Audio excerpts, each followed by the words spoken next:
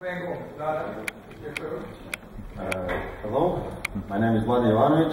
I come from Serbia, and last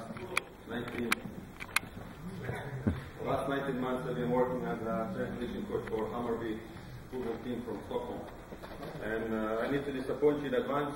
My lecture ain't going to be so practical as Aki's, especially because I never been involved in sprint training or being a sprinter myself as well.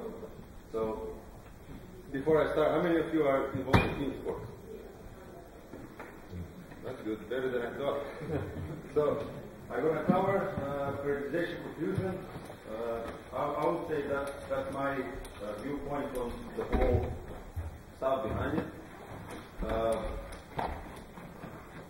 So I'm going to start with the disclaimer, cover categorical thinking, something that I call the root problem. One tool I use, kind of conceptual tool to analyze another systems and plan the preparation process of the athletes, and hopefully finish with the problems, with the solutions. So let's start with the disclaimer.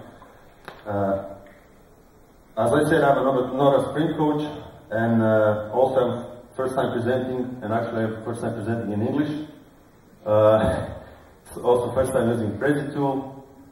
And I would say all stuff involving periodization has more questions than answers. So this is incomplete model, and it's a work in progress, so to speak. You'll see it when it comes to the last screen how many issues we still have. So during this presentation, mind your head. Categorical thinking. I don't know if you're familiar with this guy. That's Robert Sapolsky. He's a professor of biology at Stanford University. This book is a wonderful book about stress. It's really related to training as well. There's a free lecture from Stanford, freely available online on YouTube, and it's actually a must-see lecture if you are involved with working with human beings, and we are all are. So Sapolsky, in this case, he starts with something he calls categorical thinking and the problems with it. So he, as a biologist, he discovered that a lot of scientists try to explain human behavior using different buckets. So if you ask someone who's a physiologist to explain certain behavior, he's probably going to relate to hormones, neurotransmitters. If you ask someone who's psychologist, probably going to relate to psychological stuff. And everybody tried to explain certain reality using his own buckets. So this is, in my case, a pretty obvious scenario. We have women and men. Men probably can differentiate between 5 colors, and girls are pretty better in that regard. I usually have difficulties talking with my girlfriend about it because she can differentiate between numerous categories of the same color. So the problem with categorical thinking is that we keep staying focused on the boundaries, and we have trouble seeing differences between same category and similarities between different categories. Also, being focused on the categorical thinking, we miss the big picture. And lately you can see that there's a lot of talk about different types of periodization, linear, non-linear, all that stuff. And these are all categories relating to different, I would say, different buckets as well. So not everything is black with categorical thinking. It has its own pros. I mean, we can't communicate if you don't have any terminology. And the thing with categorical thinking is just being aware that after a certain point it's quite limiting. But it also improves memory and functionality. How is this related to sport? As you can see, we are full of different categories, and different coaches use different names, different categories. So as you can see, we are trying to explain something that's quite vague, that's motor space, motor perceptual space, and some coaches try to use continuous or discrete buckets, so to speaking, to describe what do they see, how the guys behave, how the guys perform. We tend to describe performance and success by relying on multiple factors and sub-factors. Speaking about my girlfriend, I just got a message.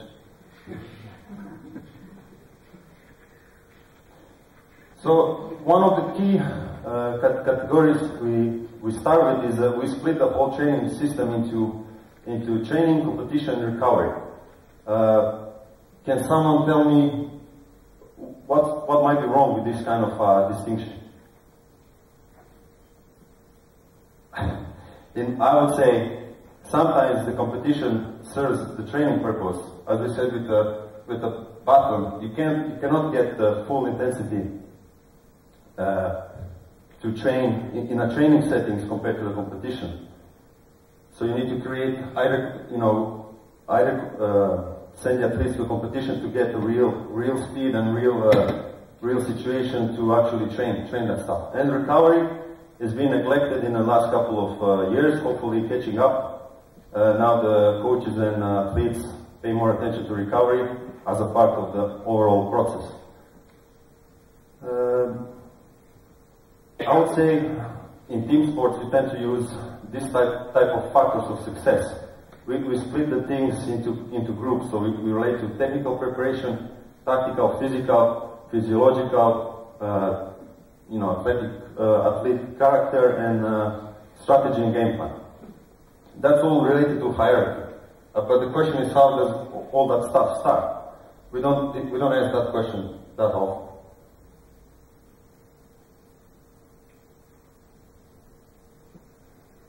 So I would say we are still trying to understand reality and causality using mechanical logic, which we use to reduce things to smaller units and try to predict what's going to happen.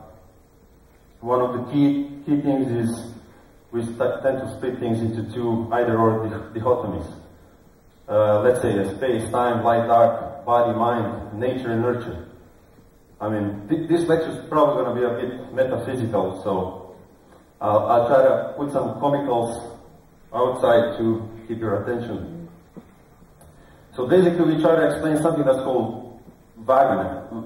Can't even pronounce it, vagueness. Something that we see, some form of reality. We tend to split it in two halves.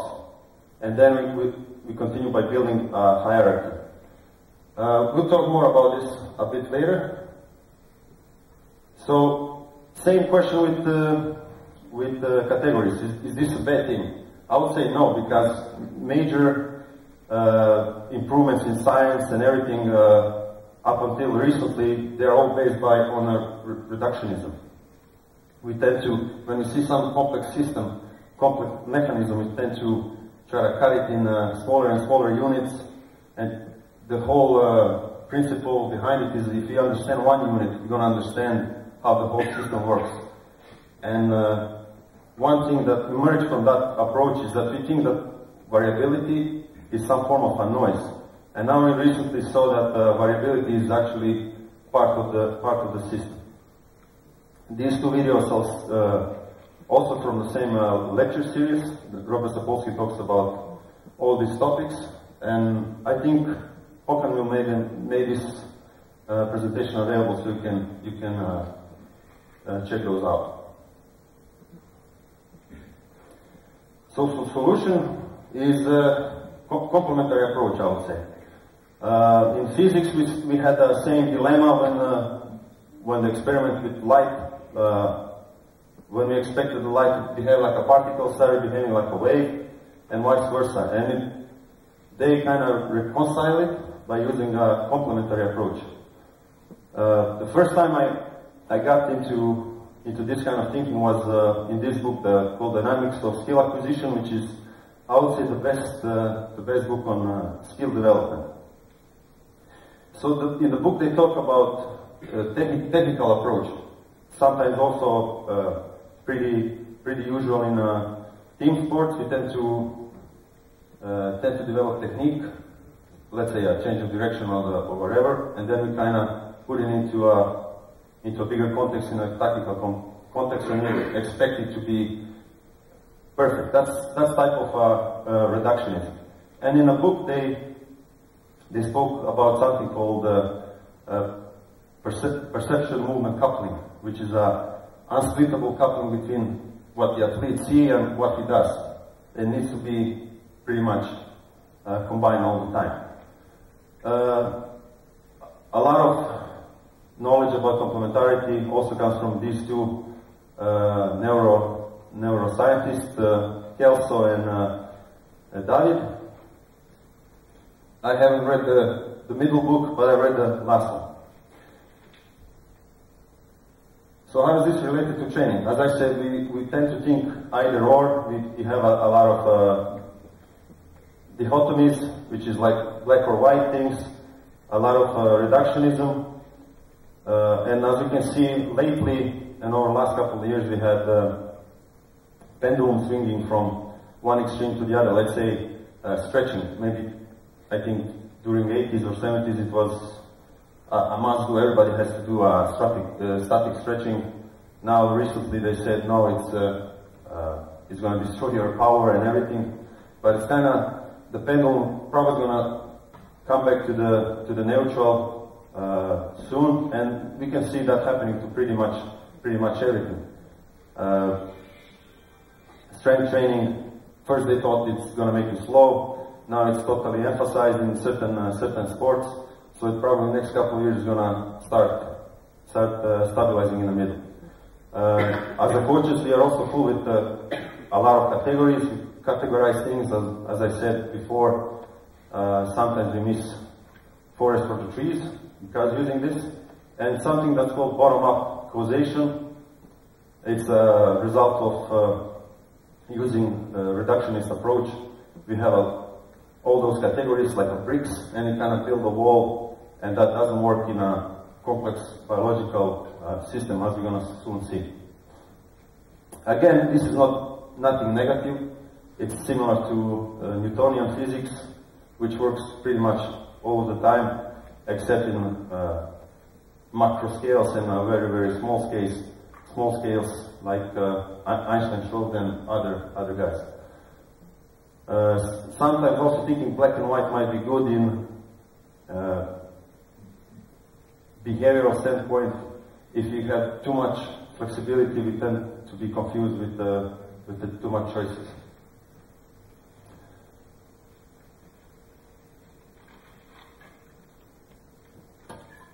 So solution might be just to recognize this. And David Engstrom, who is the co-author of the book I mentioned, they coined the term squiggle sense, which is basically trying to use your own critical thinking to reconcile different categories, different squiggles, different dichotomies. So I don't know if you notice, or you're going to start noticing after this one, training is full of dichotomies. So we had power and capacity, volume and intensity, something that I call simulate and stimulate.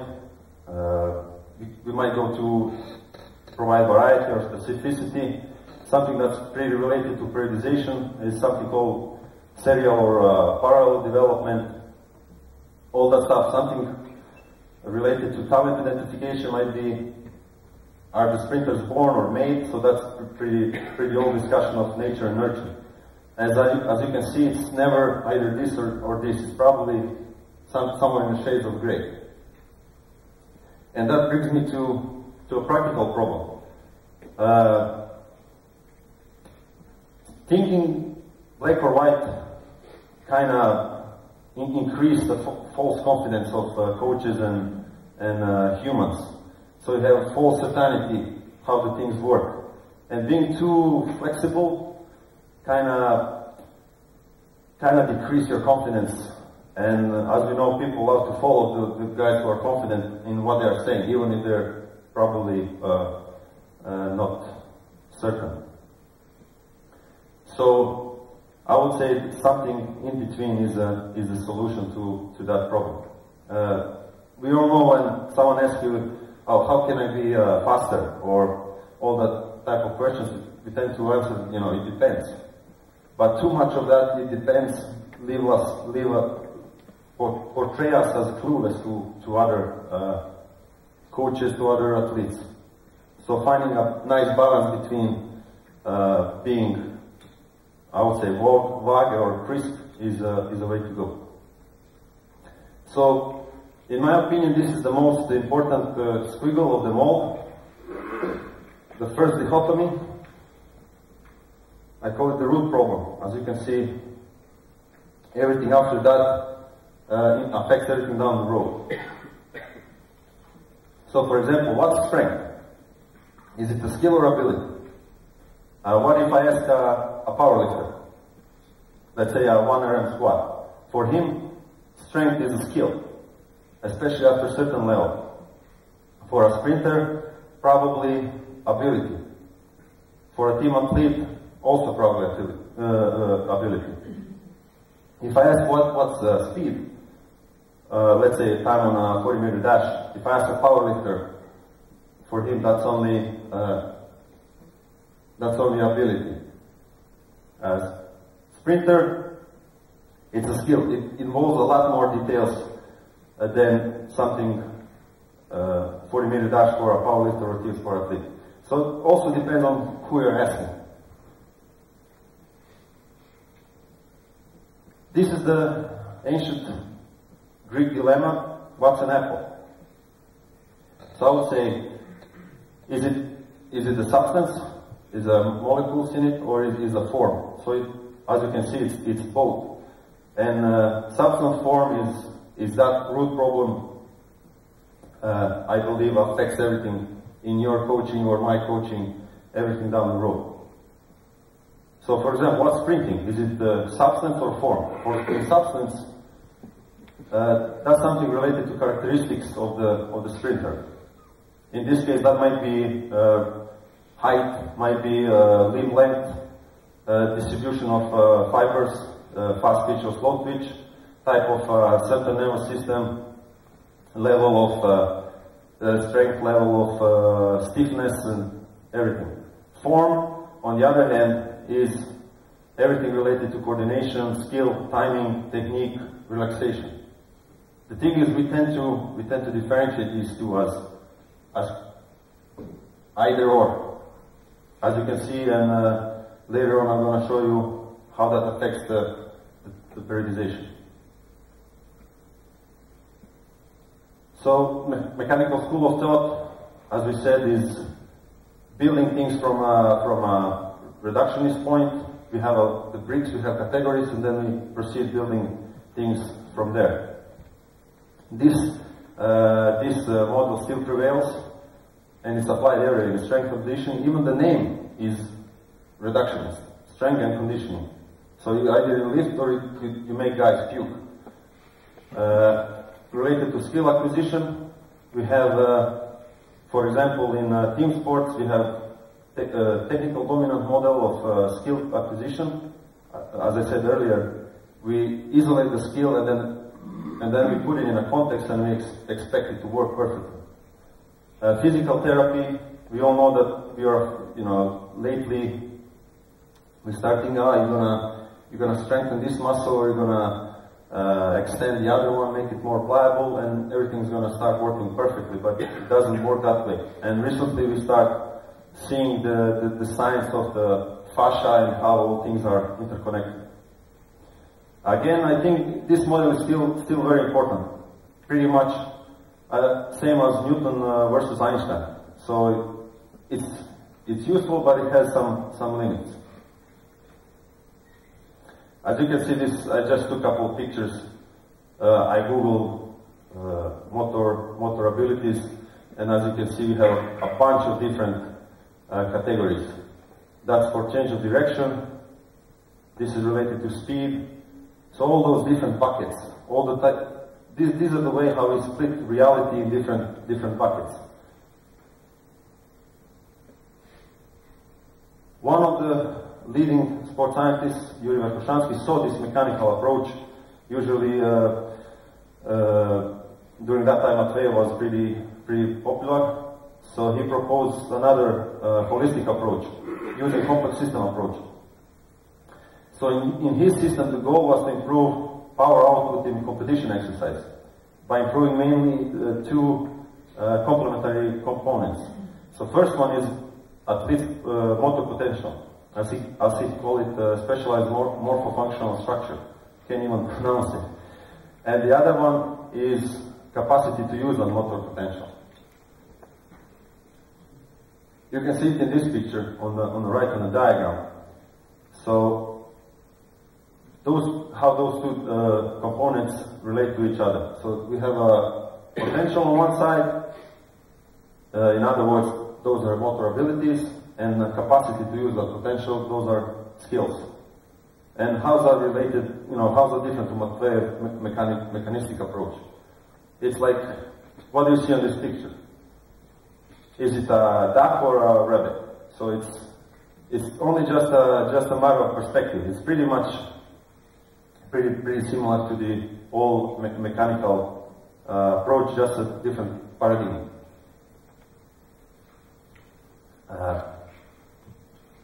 So, also, what do we know about the constructs? That potential you was talking about.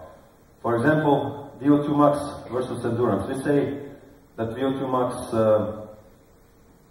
is, let's say, motor ability, aerobic power that's related to aerobic endurance. But on the flip side, we had research showing that if we improve VO2 max, our aerobic endurance or actually time trial didn't improve. So we still don't know how the things are related to each other.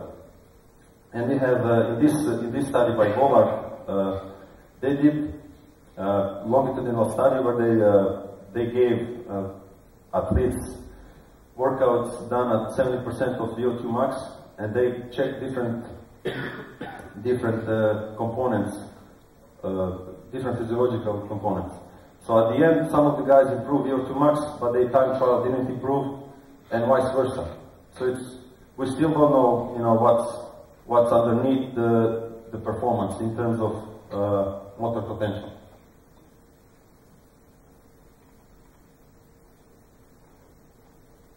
Pretty much same as I said before, in the Verkhoshansky system, there are no motor abilities per se, not defined as Matveyev used to define them. So there are no rigid distinctions between general preparation and specific preparation, and hence a lot of coaches think that the Verkhoshansky approach is a sequential periodization of motor abilities, which is not. And one thing with his approach is, I really like the theory, but application is the thing I still don't like. In his system, training loads aimed at developing a motor potential precedes loads aimed at improving capacity to utilize it. And we got critiques of such approach, like Bondarchuk and Charlie Francis, for example. I would say a lot of coaches came to this realization that, distinction between abilities and skills. And I don't know, maybe you're aware of this or not, but probably in some part of your brain you kind of see this dichotomy. And it's about you, how you're gonna solve it. For example, in powerlifting, there's a huge discussion between, I would say, variety and specificity. So one approach is, let's say I want to develop my squat or my bench press. West Side guys, which is Louis Simon's crew, they usually rotate different specialized exercises to build up the weak points, and then they use competition exercise to kind of express what they already developed. And on the flip side, you have Sheiko routine. They always do the three main movements: bench press, squat, and deadlift.